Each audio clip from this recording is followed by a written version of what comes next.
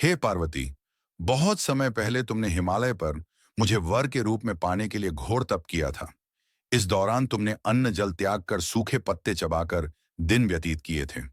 किसी भी मौसम की परवाह किए बिना तुमने निरंतर तप किया। तुम्हारी इस स्थिति को देखकर तुम्हारे पिता बहुत दुखी थे। ऐसी स्थिति में नारद जी तुम्हारे घर पधारे।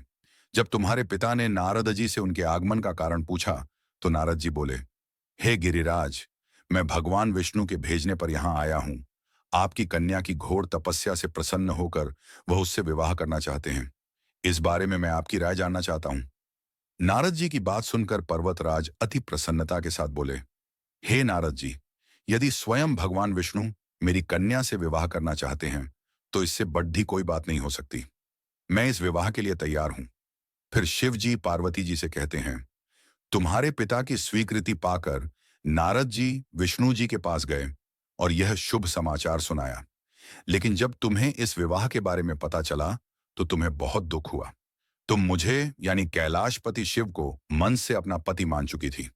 तुमने अपने व्याकुल मन की बात अपनी सहेली को बताई।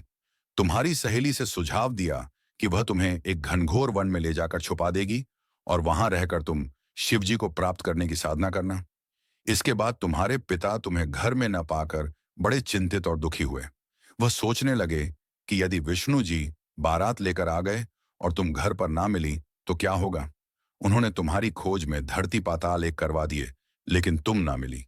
तुम वन में एक गुफा के भीतर मेरी आराधना में लीन थी।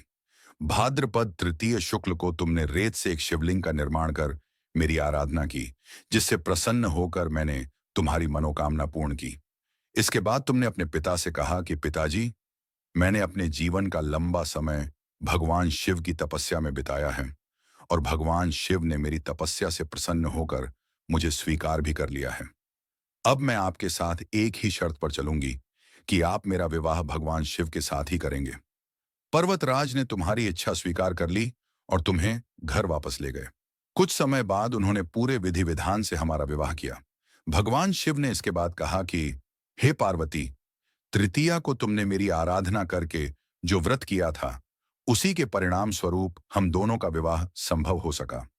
इस व्रत का महत्व यह है कि मैं इस व्रत को पूर्ण निष्ठा से करने वाली प्रत्येक स्त्री को मनवांछित फल देता हूं। भगवान शिव ने पार्वती जी से कहा कि इस व्रत को जो भी स्त्री पूर्ण श्रद्धा से करेंगी, उसे तुम्हारी तरह अचल सुहाग प्राप्त होगा।